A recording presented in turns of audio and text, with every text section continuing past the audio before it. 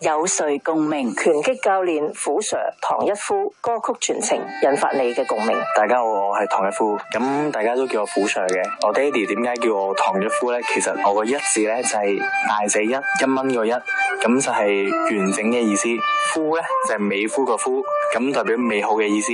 其實呢，喺我10歲嘅時候呢，我爹哋呢因為一個血癌病已經離開咗我哋呢家人，咁我媽咪呢，佢就一個人湊大我哋4個，其實都非常之辛苦嘅。喺我印象之中呢，爹哋佢成日都播李小龍嘅，成日睇李小龍電影。咁當時我喺個電視機嘅畫面裏邊，成日都見到呢個人咁犀利嘅，咁好打嘅，咁有型嘅。咁佢嘅英雄嘅形象就喺我心裏邊就慢慢建立咗，喺我心裏邊萌芽咗第一份對武術嘅血，同埋對武術嗰個英雄嘅感。我希望都唔知將來會唔會成為一個咁嘅神話嘅人咧。咁爹哋喺離開咗嘅時候，對屋企嚟講真係非常之大嘅壓力。咁媽咪差唔多用咗全屋企好多錢去幫佢醫病。咁佢過身嘅時候，佢嘅身後事啦，將我哋屋企絕無僅有嘅錢都差唔多用晒。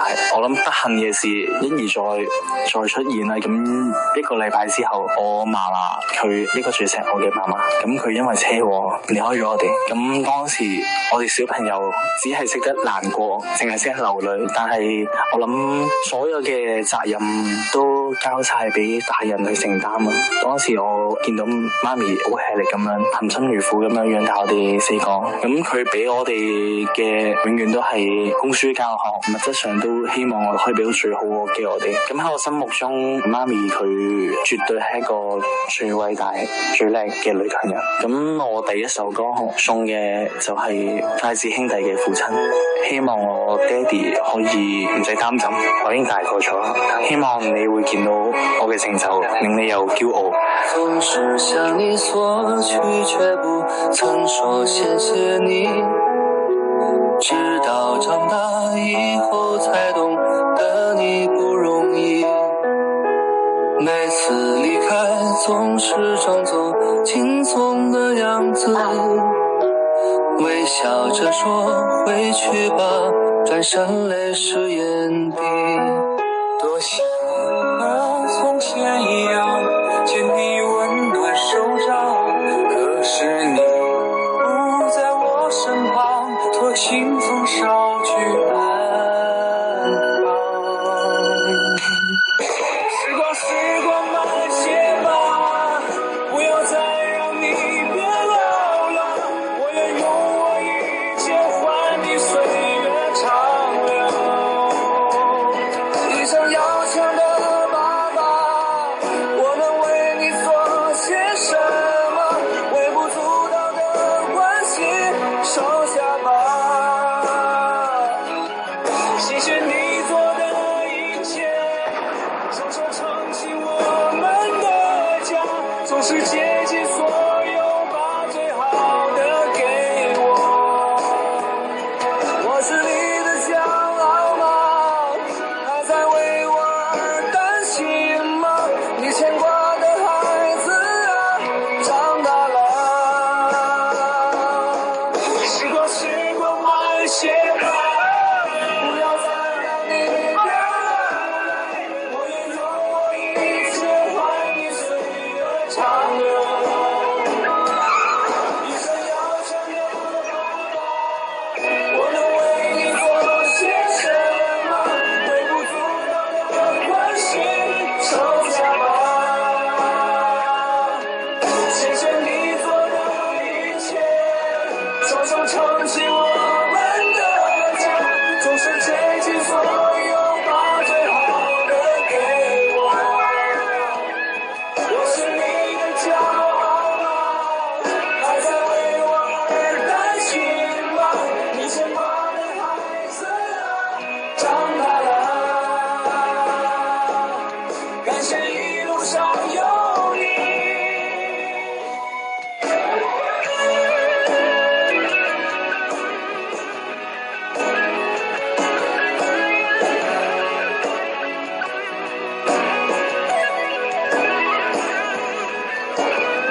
拳擊教練虎 Sir 唐一夫歌曲傳情，引發你嘅共鳴。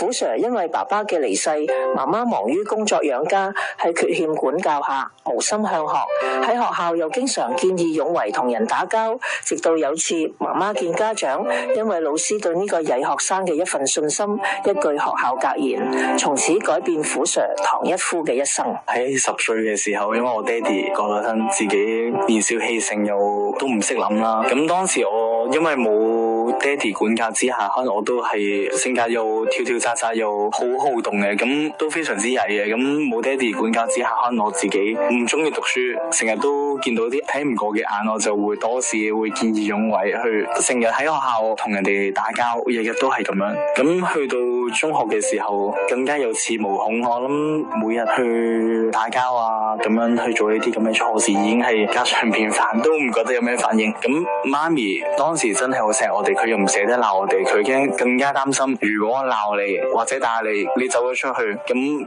我連見你嘅機會都冇。咁當時我記得淨係讀書嘅時候，上學期我都有成3個大個2個小個19個缺點。咁其實一間學校裏邊都唔容許一個學生咁曳嘅，可能年紀太細啦。咁學校又見到呢個學生又唔係唔返學嘅喎，咁佢又冇踢我出校，俾好多機會我。咁媽咪可能1個月枕住都要見家長。有一次我記得打完交，跟住翻去學校，阿 Sir 要我見家長，媽咪就自己去咗啦。當媽咪翻到嚟嘅時候，我就問佢：媽咪啊，今次阿 Sir 又點話我啊？其實喺阿 Sir 嘅角度裏邊，喺學校嘅立場裏邊，邊會中意一個咁嚟嘅學生再喺學校逗留啊？咁當時估唔到仲有一位阿 Sir，佢真係抱住我哋學校、我哋中學佢裏面嘅格言：人人可教，皆可成才。呢個使命即係用心去對我。咁佢當時我媽咪就同我講：阿 Sir 今次唔好鬧你。佢同我講，可能佢其實都唔係咁曳㗎，只不過調皮嘅啫，次次都幫啲朋友先喐手喐腳嘅啫。其實佢唔係讀唔到書，佢聰明嘅喎。不如咁啦，你叫佢乖啲，真係認認真真讀書嘅時候，如果佢嘅成績真係可以有進步，甚至踏入升中4嘅資格，咁我就力薦自己同校長講，我求佢所有嘅操人都唔睇啦，我力薦個升中4。跟住當時我就諗，原來喺呢間學校裏面仲有老師未放棄我，我二話不說啦，我就同媽媽講，我想補習，你可唔可以俾錢我？媽咪就笑笑口咁同我講，好，我俾錢你補習。咁經過，因為係責任啦，咁我由細到大第一件事的起心肝，好認真去做，日日夜晚都去補習溫書，上堂嘅時候用好多心機去了解去消化課程嘅內容，日子有功啦，自己覺得成績真係聽得明，答得到，跟住之後就越嚟越開心，咁更加會讀啦。咁我記得有一次好刻骨銘心啊！有一次考試嘅時候咧，嗰次冬天流鼻血，咁我一寫完個名，無啦啦流鼻血，咁我就揾個紙巾塞住個鼻。咁當時我記得喺嗰次考試嘅時候，考1個鐘頭，我就留咗1個鐘頭，我唔想嘥時間，我答唔晒啲答案。咁當時 Miss 見到真係好感動。最終我記得我初頭中3讀書嘅時候，我係考全班尾3嘅。經過呢番努力嘅時候，我攞嘅成績係全班第3，咁係幾開心嘅，甚至老師會將我嘅故事講翻俾低方嘅人聽，希望作為一個鼓勵。咁喺呢件事，我會明白到人生裏邊會有做唔到嘅嘢，只有你唔想做嘅嘢。嚟緊第2首歌，我就送俾依家香港讀緊書嘅後生仔，先苦後甜。你拋不開手裏的工作，亦最近趕到校舍趕接放學，在幼年時給我雪糕，天天買一個，夜深1點教導我功課，待天一光又來催我上學堂，你在昨天辛苦太過，所有父母也盼子女成才，就算他獎與罰也總帶着愛，世上哪個如父母親愛？我會漸成大器，使雙親最喜悅是要爭氣，不忍使你失望，盡我全力奔波一世的你，艱辛的困境撫育我，如疫情呈現已高飛，我分出那感謝便唱給你，輕撫你皺紋段段舊事在憶記，當我至少拖緊你，舉手凝視，似是大樹回音的你，盼盼未來能讓我努力報答你。拳擊教練虎 Sir 唐一夫歌曲傳情，引發你嘅共鳴。咁去到中三嘅時候啦，一個暑假，我因為當時我自己都係比較孱弱啦，又細粒，磅數又輕，得100磅嘅啦，男仔100磅點樣接受到啊？咁我雖然我已經戒咗唔打交啦，但係咧咁我都想自己着件衫靚啲啊，型啲啊，身體好啲啊，咁我就有一日就的起心肝，放學去咗一間體育館度去做 gym 啦。咁我記得當時一入門口見到，哇，個個都咁大隻嘅，有少少怕嘅，因為自己都咁鬼瘦，跟住行入去，咁我就有一個教練咧就走埋嚟同我講，咦，香港武術聯會，跟住就望咗件衫，跟住同我講，咁你咪好好打？跟住我對佢講話，其實唔係啊，呢件衫咧其實係我哋學校俾一啲活動我哋去舞龍，其實我唔識打噶咁講。跟住佢就同我講啦，我哋等陣呢度咧就會有場拳賽，你有興趣睇啊？跟住我梗係有啦，第一次接觸武術就係我13歲嘅暑假。咁我當時我見到兩個已經係準備晒兩個大隻佬啦，咁樣準備晒打咗拳套，打咗挨交咁樣，準備 ready 打。咁當時有一位咧就係我人生裏邊第一位恩師，佢叫葉國祥。第二個咧就係我嘅大師兄，佢叫做靳師兄啦。咁佢哋兩個就打得都幾精彩，有技術，即係好吸引啊，令到我熱血沸騰。我未試過個心跳咧，直成係跳得好快。見到我真係覺得自己真係充滿武術嘅血㗎，好開心，人生第一次咁開心。跟住佢嘅教練就問我：你好似睇得好開心喎。係啊，真係好開心。你想唔想試下？跟住我話好啊。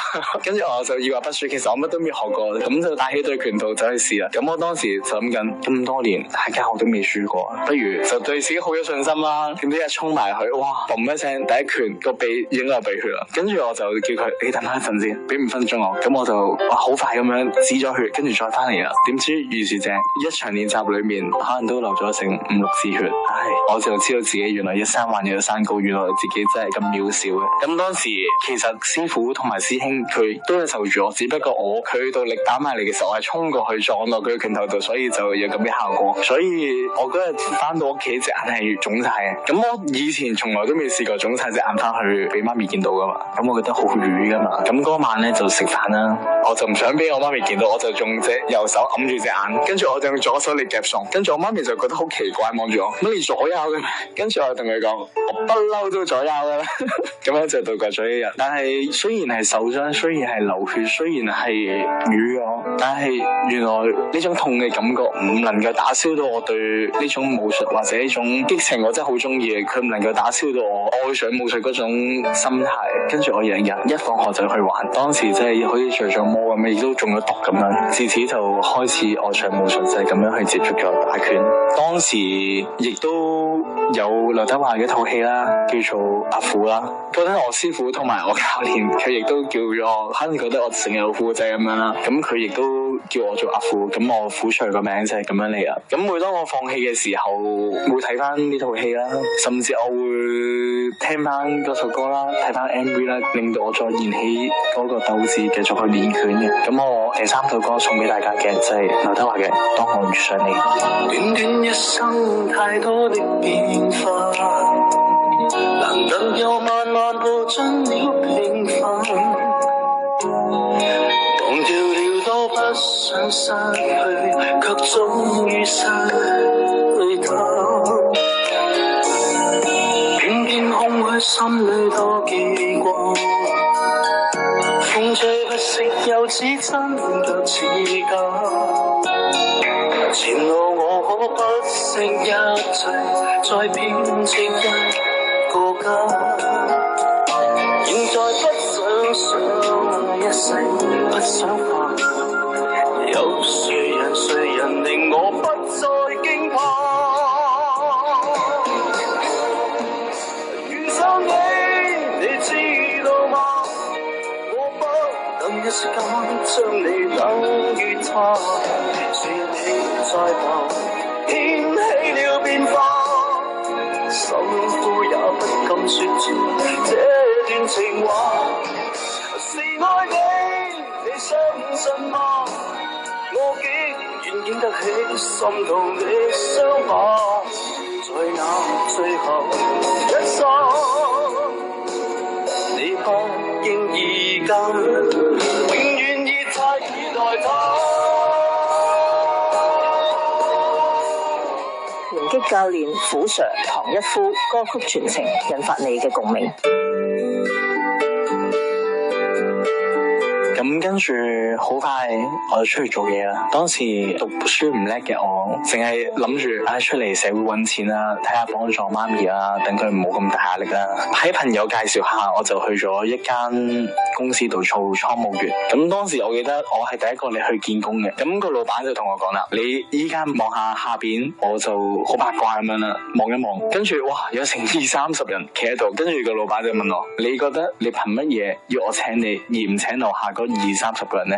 其實我只係得一個位啫。跟住我好誠懇，二話不說就同佢講：老闆，我真係好需要份工，因為我所有嘅錢都用晒啦，所以呢份工對我嚟講好重要。跟住老闆就笑笑口同我講：好，咁你聽日翻工啦。其實原來有時你將真誠或者你將你嘅誠意去講出嚟，其實可能人哋真係會睇到你。咁當時我啱啱出嚟做嘢啦，咁雖然老闆俾咗呢個機會我，但係因為我始終都係17-18歲出到嚟做嘢，其他人佢會當你一個靚仔，咁可能啲管工就會安排我。雖然係做倉務員，但係嗰度咧就講緊有30萬尺嘅倉嚟嘅，係個上市公司嘅貨倉，但係佢就養咗30隻狗，30隻狗梗係做保安啦，等啲人唔好入嚟偷嘢。但係都唔緊要，30隻狗佢每人我一讀，佢個坑渠都塞晒嘅。咁當時我就因為係全間公司裏邊最新嘅，咁管工就安排我，佢同我講：因為我哋條坑渠塞咗，你同我通晒佢啦。當時我真係聽到，因為我由細到大我聞到呢啲味啊、臭味啊，或者我見到人哋嘔我都想嘔嗰啲人嚟。咁當時我真係好想唔做嘅。咁好啦，吸啖氣，下定決心戴個口罩，跟住之後就去將啲屎鏟出嚟啦。咁當時將啲屎啊彈到成身都係，甚至口罩都有，真係好想嘔，好嘔心。但係當時我就諗，如果我唔做，搵到第二份工咧，同埋我打拳係好辛苦，平時操練都好辛苦，我要記住依家辛苦嘅感覺，我要堅持，我要捱過佢，將來冇嘢話係唔過嘅。咁我就真係一個人撐咗成3個禮拜，終於將佢條渠通咗，跟住就繼續喺度工作啦。咁其實做倉務員咁即係冇乜嘢學嘅。咁有一日我就喺度諗，呢度得30個員工，我係咪咁樣做嘢就一世咧？我真係好想去變，究竟我點樣去變咧？咁樣用勞力去搵錢，我覺得唔係辦法，所以我就去搵我師傅問下佢，我點樣去變？我就覺得我啱啱出嚟，即係我出嚟社會做嘢，乜嘢都唔係，覺得自己好渺小。咁我送俾大家第4首歌，小船嘅《我是一隻小小鳥》。有時候我覺得自己像一隻小小鳥，想要飛，卻怎麼樣也飛不高。也許有一天我騎上了枝頭，卻成為獵人的目標。我飛上了青天，才發現自己從此無依無靠。每次到了夜深人靜的時候，我總是睡不着。我懷疑是不是只有我的明天沒有變得更高？未來會怎樣？究竟有誰會知道？幸福是否只是一種傳說？我永遠都找不到。我是一隻小小小小鳥，想要飛呀飛，卻飛也飛不高。我尋尋覓覓，尋尋覓覓一個溫暖的懷抱，這樣的要求算不算太高？我是一隻小小小小鳥，想要飛呀飛，卻飛也飛不高。我尋尋覓覓，尋尋覓覓一個溫暖的懷抱，這樣的要求算不算太高？這樣的要求算不算太高？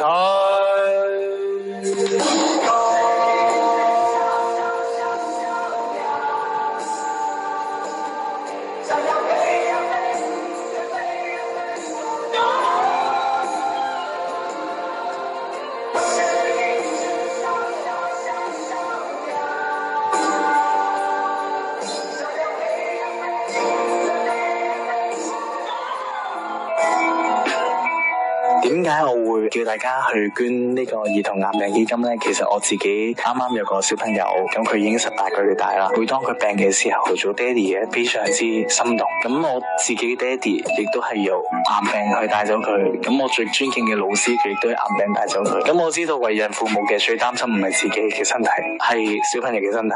希望大家可以幫助到更加多、更加有需要嘅小朋友。兒童癌病基金提供嘅服務非常全面，由為病患者及其家人提供情緒輔導、公眾教育，到為有財政困境嘅家庭提供經濟援助等等。我係唐一夫虎 Sir， 如果我揀嘅歌能夠吸引起你嘅共鳴，請用手機撥發一個短信到50881-903，捐出5蚊支持兒童癌病基金。此時此刻有誰共鳴？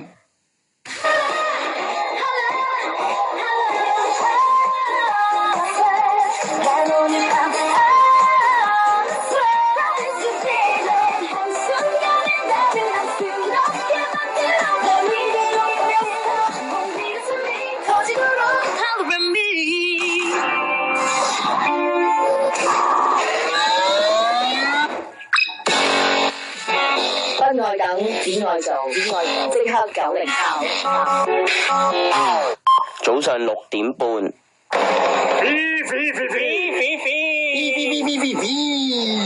咤飛隨時飛到你手，用手機影低，然後放上 Instagram， 得到最多 like， 你就真係有機會得到叱咤飛。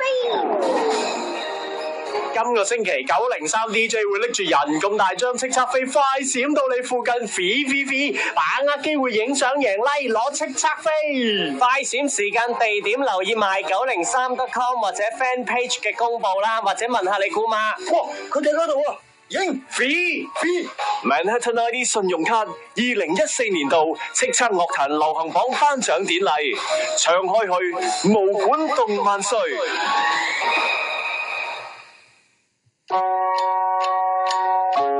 從煙霧中找到光明，從痛苦中找到祝福。商業電台祝願石硤尾氣體爆炸事件中受傷消防員早日康復。There is a truth and it's on our side.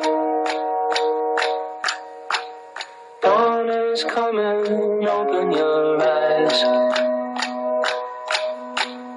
Look into the sun as a new day's rise.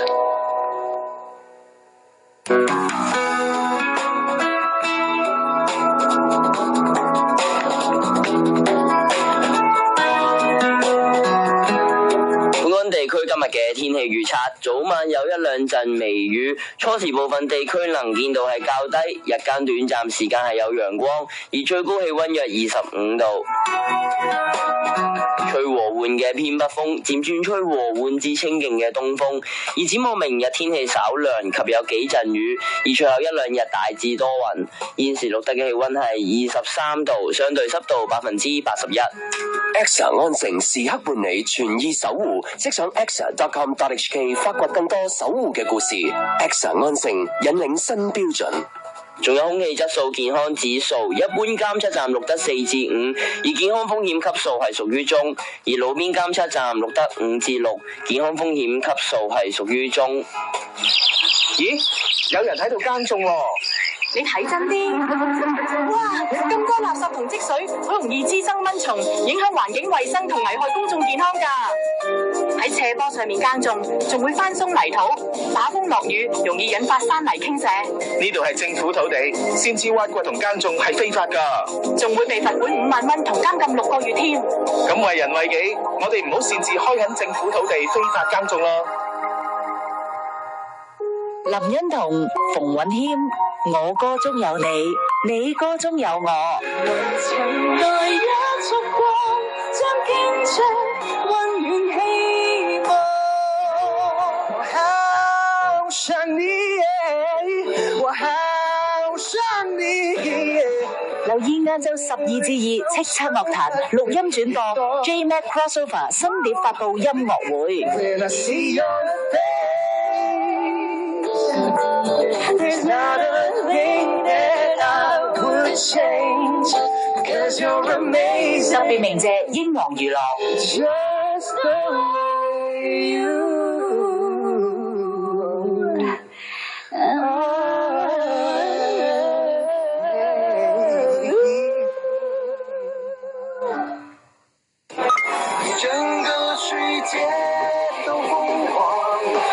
是互道这样，在失望中爱到了爱不能住，我们心里有数。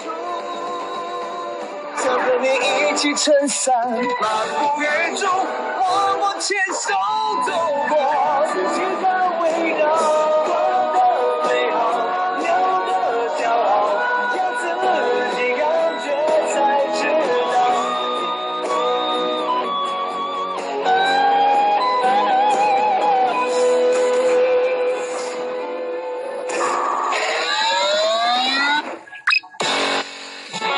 不愛等，只愛做，即刻903。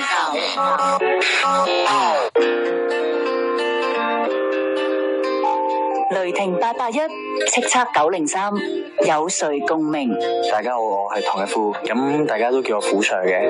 虎 Sir 自從踏足社會工作之後，一直喺度諗緊自己條路應該點樣行，係咪要打死一世工呢？直到佢同拳擊師傅傾完偈之後，終於知道自己嘅意向就係要成為香港冠軍。我同師傅佢傾啦，咁佢就同我講：你既然冇乜嘢係特別叻嘅，但係你打拳唔錯嘅喎，不如咁啦，你有冇諗過你自己想喺呢一行發展，甚至你想自己打拳裏邊有咩嘅成就呢？當時我就諗二話不說同佢講，我要做香港冠軍。當時成班師兄弟都會笑啦，哇！呢度全班裏邊最細粒你啱啱學拳先咗2-3年，你就話想做香港冠軍，會唔會大口氣咗啲呢？當時因為我就係將我心裏邊嘅說話好認認真真咁樣講咗出嚟，我從來都冇理到人哋去點樣諗或者點樣想，咁我下定決心，好，我就應該要做，我就辭咗依家呢份工。師傅就抌低咗間拳館俾我，佢話：咁你既然有咁嘅心態，你就想攞香港冠軍，你都想比賽，好啦，我俾間拳館你自己教啦，你揾到錢就你自己當出糧啦。咁當時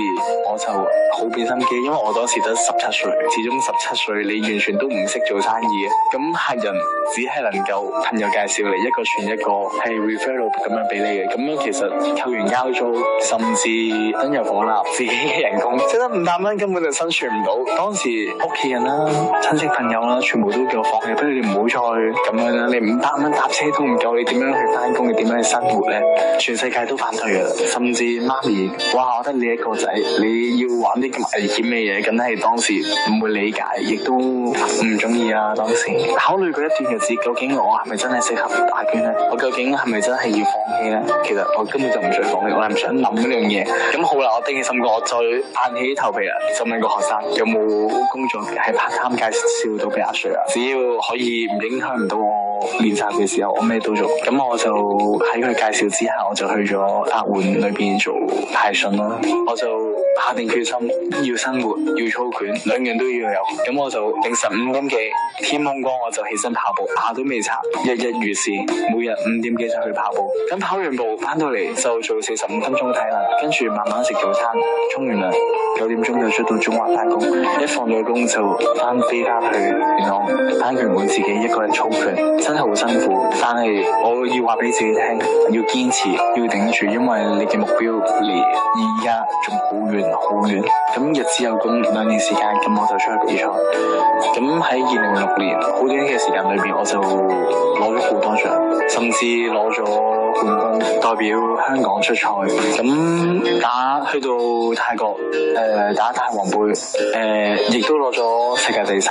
但我要話俾自己聽，千祈唔好覺得開心，唔好覺得驕傲，因為有排都未到終點。跟住第5首歌送俾大家嘅係 We Are The Champion。 I've paid my dues, time after time. I've done my sentence, but committed no crime. And bad mistakes, I've made a few. I've had my share and kicks in my bed, but I've come through. It's gone on. We are the champions, my friends, and we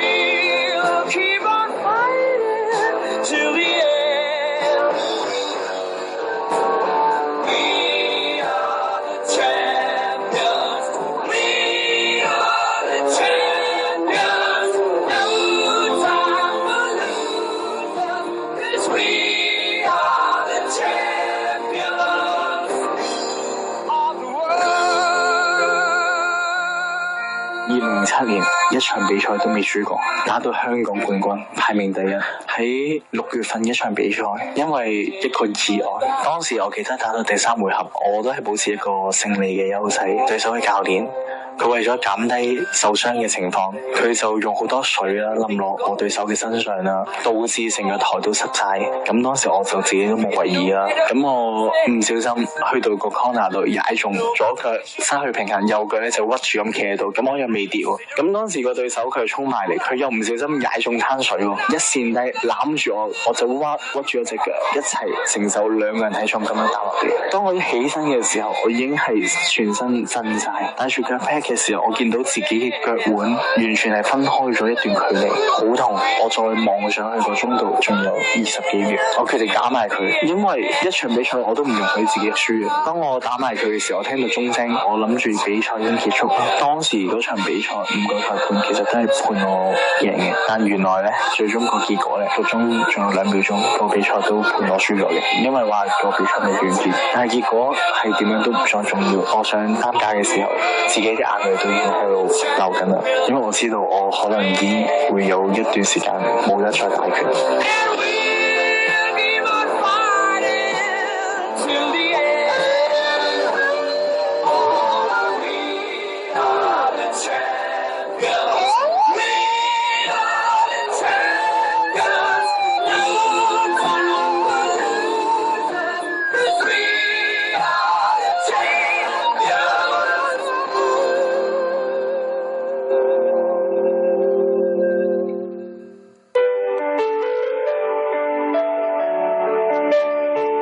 虎 Sir 因為一次比賽意外受傷，令佢由高峰一下子跌落谷底。雖然唔能夠再上台比賽，亦想過放棄。一位佢好尊敬嘅老師嘅一句說話，再令佢重新振作，轉型成為教練。其後有投資者睇到佢嘅熱誠，合作擴展拳館，令虎 Sir 嘅人生又寫下新一頁。嗰次比賽發生嘅意外，令到我上擔架，俾救護員送到醫院去見醫生嘅時候，醫生好嚴肅咁同我講：你左邊斷咗韌帶，右邊斷咗骨，2個架位完全碎晒。我諗預計你最少要做3次手術，甚至坐2年輪椅。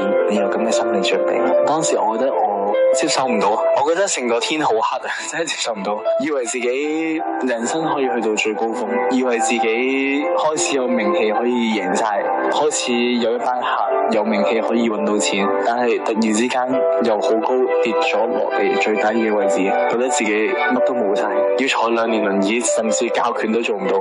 咁當時真係好唔開心，我諗都喊咗成3次啊！咁我自己問自己，係咪真係要放棄呢？咁我嘅人生係咪完咧？我除咗打拳乜都唔識嘅喎，咁點算呢？咁當時我有一個畫面喺自己個腦裏邊，我記得我讀書有位老師，佢叫 Miss Lee， 佢係一個體育老師，佢係一個女老師。咁當時佢有癌病，佢知道自己已經係去到末期，佢仍然堅持要喺學校裏面完成佢人生最後嘅階段。可能佢唔翻嚟，唔俾我哋啲曳仔激咧，可能佢唔會咁短時間離開。佢真係好好，以前佢成日都叫我加油去做運動，但係我永遠都係唔聽佢話嗰個。我有咁嘅天分，但係我冇咁嘅服從力，唔聽佢講，成日都同佢鬥氣。去到佢臨真係離開喺醫院，我真係去到廣州參佢離開最後嗰陣，我同佢講 Miss， 佢已經係病到已經係身邊嘅人完全都唔記得晒啲記憶，唔認得晒，佢竟然記得我。佢同我講：你繼續加油。嗰陣我記得我表演踢板啦，喺啲原校畢業典禮，佢話你好犀利，你要繼續加油，你繼續要玩運動。佢嗰份堅持可以去到生命完結，佢都仍然堅持。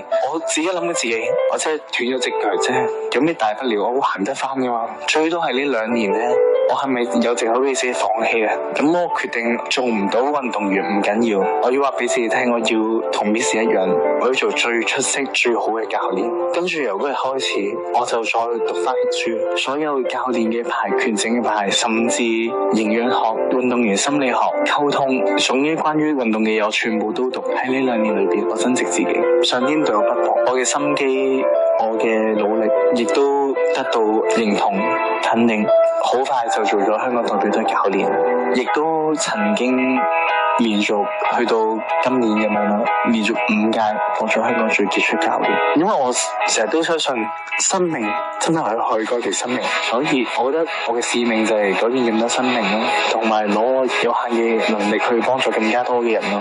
咁我第6首歌係送俾一啲年輕人，希望佢哋唔好覺得自己有死到，但係我嘅性格係咁就係咁，面對自己弱點真係時候改變。送俾大家汪峰嘅勇敢的心。我不是一塊石頭，也不是一滴眼淚，我只是一隻小鳥，在尋找家的方向。我不是一粒沙子，也不是一聲輕嘆，我只是一個孩子，在尋找愛的懷抱，這是飛揚的感覺，這是自由的感覺，在灑滿鮮血的天空依然浮飛，憑着一顆永不哭泣勇敢的心，這是自由的感覺，這是自由的感覺，在霧霾裡面的大地抬着頭狂奔，憑着一顆永不哭泣勇敢的心。泰拳教練虎 Sir 唐一夫歌曲傳承，引發你嘅共鳴。跟住去到同我太太相識啦，太太係當我未揾到錢嘅時候，佢已經係一路支持我。相識嘅時候，甚至佢揾錢仲比我多。咁去到佢見到好支持我，見到我有咁嘅成就，佢一路都好開心。我記得有一次我哋拍咗半年拖，我哋已經決定呢個真係好正，係真係我嘅一生嘅伴侶，我要落訂咁滯啦。我就同佢講不如我哋 book 酒席結婚啦咁樣。好快半年就決定 book 酒席結婚，因為我成日都覺得危險就係機會。咁有一次我哋已經 book 咗酒席結咗婚，其實我已經儲咗一筆錢係攞去結婚，但我見到一個機會，我覺得見到一個鋪，我覺得係時候我想將我嘅拳館移咗去一個比較當眼比較旺嘅地方。我會知道自己如果我搬出去嘅時候，我要將我結婚所有嘅錢我都用晒。咁我就同老婆商量啦，我就問佢一個問題，我想搬，但係我唔知你支唔支持我，同埋如果我真係失敗咗，我哋就冇錢結婚嘅啦。我希望就算佢同意咗，到頭來我自己就好自私咁諗啦，佢同意咗，如果將來真係冇錢結婚，起碼佢都冇得怪我。但係佢依話不說，同我講冇問題啊，你做咩係啱嘅，我都支持你。咁我就將所有錢攞晒去做新嘅拳館開鋪，當然係冇晒將全部僅有啦。第二個艱苦嘅情況都嚟啦，因為我要年尾我就結婚，年頭我就開館，我將所有錢擺晒落去。咁短短9月30號結婚，短短9個月裏邊，我可唔可以將結婚應該要使嘅錢揾得翻呢？當然擔心啦，點會唔擔心啊？因為啱啱開張嘅時候，學生未穩定啦。咁我亦都同我太太講，我會盡力揾錢嘅。咁你唔好介意我夜翻嚟啊。咁我就有一日同我個學生講，你有冇又係咁啦，又係都係叫啲學生幫下手，有冇嘢介紹俾師傅仔做啊咁樣。咁我個學生就介紹咗一份喺機場係做裝板嘅工俾我做。裝板即係啲飛機送貨，我哋要裝到一板板，跟住運上飛機嘅，嗰啲就叫裝板嘅工啦。當時嘅環境都幾惡劣嘅，因為全身出晒汗，要做成14-15個鐘。咁我朝頭早要搞拳，夜晚又去機場做裝板，咁甚至成身都係乸到咧係損晒嘅，因為太焗啦，嗰個環境太噏啦，成身都乸到係損晒，真係好辛苦。我老婆甚至同我講，你不如唔好做。我話唔得，仲係拳館嗰度未有穩定嘅收入，我都要堅持住。咁足足我堅持咗3個月，每日都係瞓3-4個鐘。咁我又覺得人生就係咁啊！當我每一次喺谷底嘅時候，我知道我嘅反彈嘅機會，或者我知道自己每一次喺谷底能夠克服，我都會更加成長。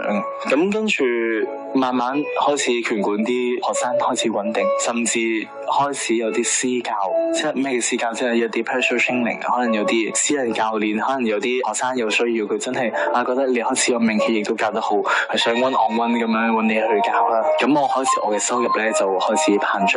當時慢慢儲下，咁我就都有成20幾個私教噶，咁就可以儲到錢結婚。我以下落嚟送俾大家嘅歌咧，第7首嘅歌係向全世界說愛你，係許志安嘅。咁呢首歌都係我同我老婆求婚嘅陣用嘅，都希望大家可以揾到你哋嘅另一半。全世界也安靜，為了聽我宣布，從前我最想找的已經遇到，全世界也感到我真心我真意，同誠意送上祝福，兩相偕老，有你便有最好，想因你自豪，同行共上路，有多驕傲，愛完全給你，亦同樣得到，動情原是極美的消耗，每一個羨慕我都感覺到，向憂鬱苦惱寫句號，人於這路上沒前後的腳步，心扣心又長夜聞到清早，全世界也安靜，為了聽我宣布，從前我最想找的已經遇到，全世界也感到我真心我真意，同誠意送上祝福，兩相偕老，來陪你人證此生愛可不老。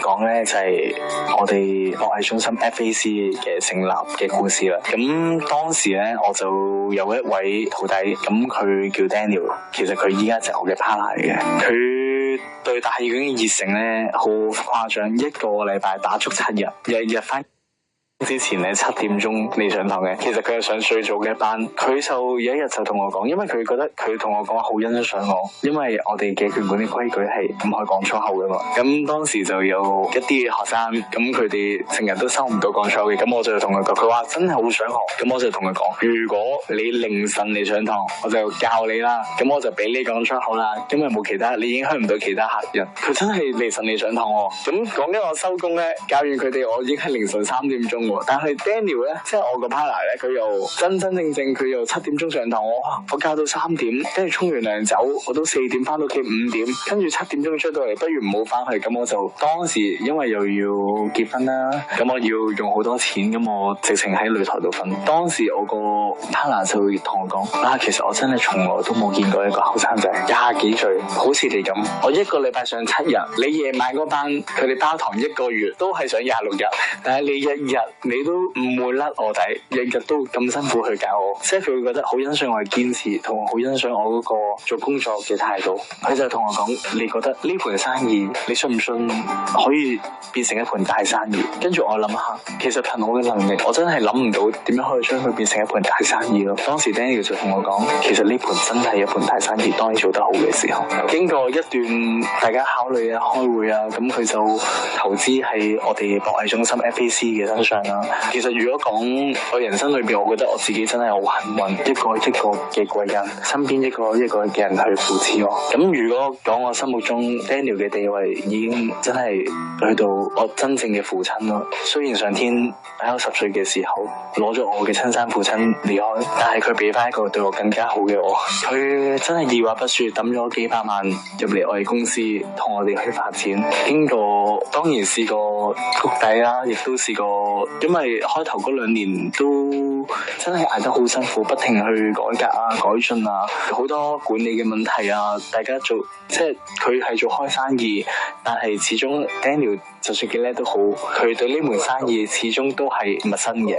咁而我亦都唔係一個做生意嘅人，我只係一個教練。咁喺呢個過程裏面，大家不停去攞經驗，佢亦都教我做好多生意。因為我覺得我自己係一個好幸運嘅人，所以最後第8首歌我會送俾大家嘅係幸運兒，希望大家都好好珍惜自己。從未怕我會失禮，為我勞苦都不計，還在說我遇上天想給你的獎勵。其實我那算寶貴，常有你寵先珍貴，眼看今天一切統統都靠你先可發揮。就算反轉風雨蓋過我，攻擊批判都很多，不管怎樣也有你陪着我，再痛苦爭不過，未見得位位都會愛我，在這個世界偽裝的很多，誰似你會講真話幫我，感激別殺我。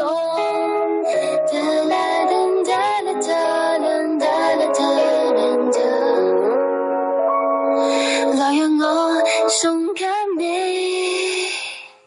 這闕歌。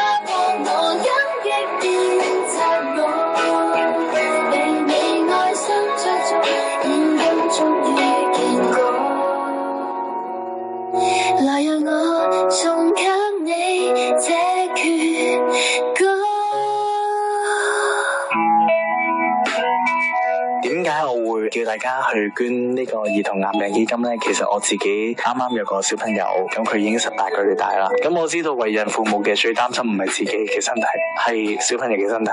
希望大家可以幫助到更加多、更加有需要嘅小朋友。兒童癌病基金提供嘅服務非常全面，由為病患者及其家人提供情緒輔導、公眾教育，到為有財政困境嘅家庭提供經濟援助等等。我係唐一夫虎 Sir， 如果我揀嘅歌能夠吸引起你嘅共鳴，請用手機撥發一個短信到50881-903，捐出5蚊支持兒童癌病基金。此時此刻有誰共鳴？支持 SMS 共鳴熱線嘅機構包括1010 CSL、Peoples、新世界傳動網、SmarTone 及3，以及潘永祥會計師事務所。